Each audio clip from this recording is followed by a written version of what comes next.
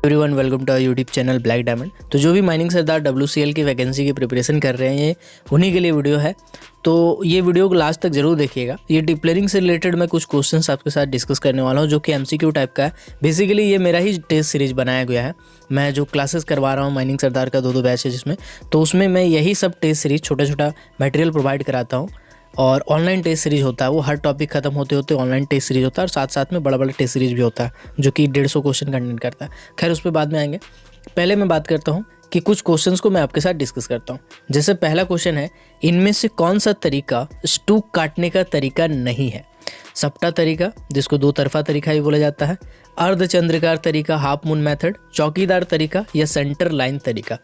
तो इनमें से जो सही आंसर होगा वो होगा सेंटर लाइन तरीका।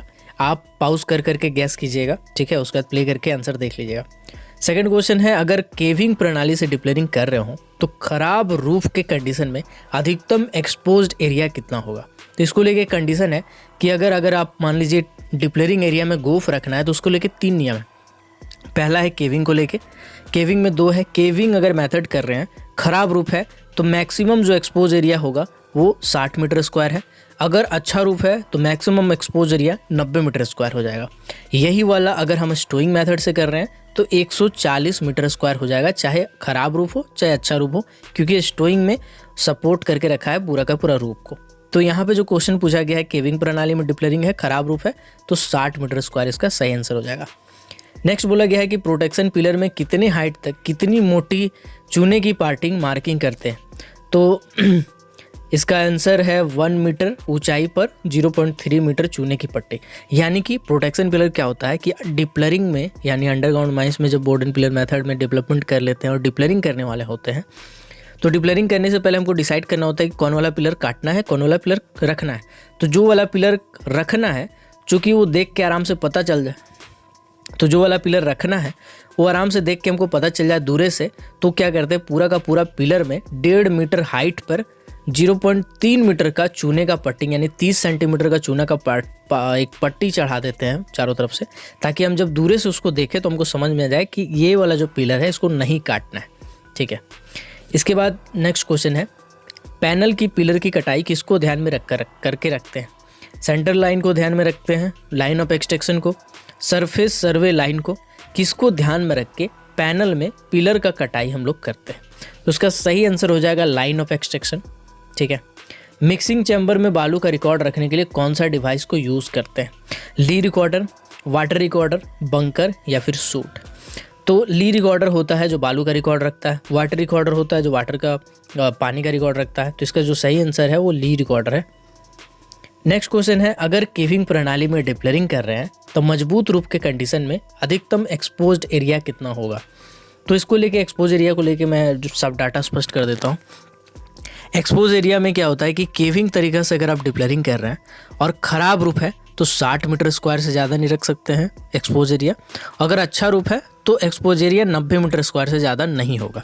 वही अगर स्टोइंग मेथड से आप कर रहे हैं तो 140 मीटर स्क्वायर से ज़्यादा नहीं होगा, चाहे रूप खराब हो या अच्छा हो। तो यहाँ पे केविंग पूछा है और रूप कंडीशन खराब बोला है, तो नहीं मजबूत बोला है, सॉरी, केविंग प्रणाली में मजबूत रूप, तो यहाँ पे आंसर हो जाएगा 90 मीटर स्क्वायर। इसके बाद बोला गया है, आसाम कोलफील्ड में इंक्यूबेशन पीरियड कितना होता है? 1 से 3 महीना, 3 से 6 महीना, 6 से 12 महीना, 1 से 1 साल से ज़्यादा?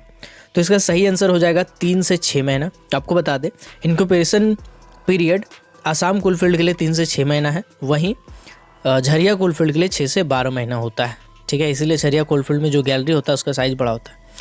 नेक्स्ट क्वेश्चन है, कंटिन्यूअस सिम किसको बोला जाता है? जब 2 सिम के बीच का पार्टिंग 9 मीटर से कम हो, जब 2 सिम के बीच की पार्टिंग 9 मीटर के बराबर हो, या फिर दोनों, या नन ऑफ दिस? तो उसका सही आंसर होगा दोनों, यानी 9 मीटर हो या 9 मीटर के कम हो, दोनों कंडीशन में इसको हम लोग कंटिन्यूअस सिम बोलेंगे। नेक्स्ट क्वेश्चन है, चौकीदार तरीके से एक स्पेशल नाप का टुकड़ा का पिलर छोड़ते हुए पिलर काटते हैं, उस स्पेशल नाप का टुकड़ा क्या है? यानी कि चौकीदार मेथड यानी स्टूक काटने का एक विधि है, 3 रूप में से एक। जब रूप कमज़ोर हो जाता है तो हम लोग चौकीदार तरीका अपनाते हैं। उसमें हम लोग 10 बाय 10 का एक 10 मीटर इंटू 10 मीटर का एक पार्टीशन छोड़ देते हैं, एक पोर्शन छोड़ देते हैं जो रूफ को सपोर्ट करके रखता है, ठीक है। नेक्स्ट है, एक पैनल में कम से कम कितनी इनटेक रास्ता होगा? तो ये तो आपको पता ही होगा कि एक पैनल में कम से कम 2 इनटेक रास्ता होगा। और एक रिटर्न रास्ता होगा। दोनों इनटेक रास्ता को हम लोग आइसोलेशन स्टॉपिंग से बंद करते हैं और एक रिटर्न रास्ता को भी आइसोलेशन स्टॉपिंग से बंद करते हैं। इन तीनों को छोड़ के बाकी जितना भी होता है सबको हम लोग जैसे तैसे बंद कर सकते हैं, मतलब पूरी स्टॉपिंग कर सकते हैं। ठीक है। फिर बोला गया है पिलर स्प्लिटिंग अगर शुरुआती नहीं हो और खड़ाई यानी हाइटनिंग का काम चल रहा हो तो जिस पिलर में केविंग चल रहा है उससे अधिक से अधिक कितने पिलर पीछे रख सकते हैं। तो इसका आंसर होगा 4 पिलर तक। ठीक है, मतलब अगर पिलर काट रहे हैं और स्टार्टिंग का टाइम है तो 4 पिलर तक हम लोग क्या करते हैं, हाइटनिंग का काम, खड़ाई बढ़ाने का काम जो है वो अधिक से अधिक उतना पीछे तक हम लोग रखते हैं, 4 पिलर तक। तो ये बेसिकली पूरा का पूरा टेस्ट सीरीज है जिसमें बहुत सारा क्वेश्चन है, तकरीबन 50 क्वेश्चन है। तो इसमें से कुछ क्वेश्चंस मैंने आपके साथ डिस्कस किया। अब मैं आपको दिखाता हूँ इसको सबमिट करने के बाद होता क्या है। जैसे मैं इसमें कुछ क्वेश्चंस को गलत पिक कर लेता हूँ। जैसे एक पैनल में कम से कम कितने इनटेक रास्ता होता है, इसमें मैंने आपको बताया 2। ठीक है, बट यहाँ पे एक पैनल में कम से कम इनटेक रास्ता यहाँ पे पूछ रहा है तो 2 होना चाहिए मिनिमम। बट मैं इसमें क्या करता हूँ, कोई गलत पिक कर लेता हूँ। मैं क्या करता हूँ, मैं 1 पिक कर लेता हूँ कि 1 होगा आंसर, है ना। ऐसे कर करके कुछ सब में अंदाजे कुछ ना कुछ टिक कर देता हूँ। ऐसे करते हुए सब में कुछ टिक कर देता हूँ ताकि जब मैं सबमिट करूँ फाइनल, क्योंकि ऑल क्वेश्चंस जो है इसमें मैं कंपलसरी रखा हूँ, आप किसी को छोड़ नहीं सकते क्योंकि नेगेटिव मार्किंग होता नहीं है ना, इसके लिए मैंने ऐसा रखा है सिस्टम ताकि आप कोई छोड़ नहीं सकते हैं। इसमें मैं अंदाजे से कर रहा हूँ। ठीक है, जैसे तैसे मैं कर रहा हूँ, इसको मैं पढ़ नहीं रहा हूँ। एक्चुअली मैं आपको दिखाना चाहता हूँ कि सबमिट करने के बाद होगा क्या। ठीक है, तो इसमें मैंने ऊपर से 10 सही मारा था, उसके बाद बाकी सब जैसे तैसे कर रहा हूँ, तो ज़्यादातर चांसेस कि सब गलती ही है नीचे वाला। तो इसको सबमिट करने के बाद 50 क्वेश्चन को जब आप सबमिट कीजिएगा तो सबमिट करने के बाद देखिएगा यहाँ पे आपका स्कोर आ जाएगा। ठीक है देखिए लक कितना बड़ा चीज़ है। मैं 10 क्वेश्चन को आपके सामने सही टिक किया था, यहाँ पे देखिए 20 सही हो गया। इसी के लिए कहा जाता है कि अगर नेगेटिव मार्किंग नहीं है तो सब का सब ठोक के आना है, 100 नंबर में 100 नंबर ठोक के आना है। क्या ही पता 10 तुक्का लग जाए, 5 तुक्का लग जाए, तो ये किस्मत की बात होती है। मैंने 10 यहाँ पर टिक किया था आपके सामने सही, और उसके बाद बाकी जो क्वेश्चन है वो आपका रैंडमली टिक किया था। मैं इसको रैंडमली अरेंज कर दिया गया। ठीक है, जैसे देखिए ये क्वेश्चन कौन सा सही भी हो गया। ठीक है, तो ये किस्मत वाली बात है।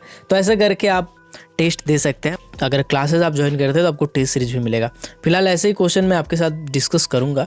कौन से टॉपिक से रिलेटेड आपको MCQ क्वेश्चंस चाहिए होंगे, आप इस वीडियो के कमेंट सेक्शन में ज़रूर बताइएगा, मैं बना दूंगा उससे रिलेटेड क्वेश्चन। तो मिलते हैं अगले वीडियो में, तब तक के लिए keep watching, keep supporting, till then जय हिंद।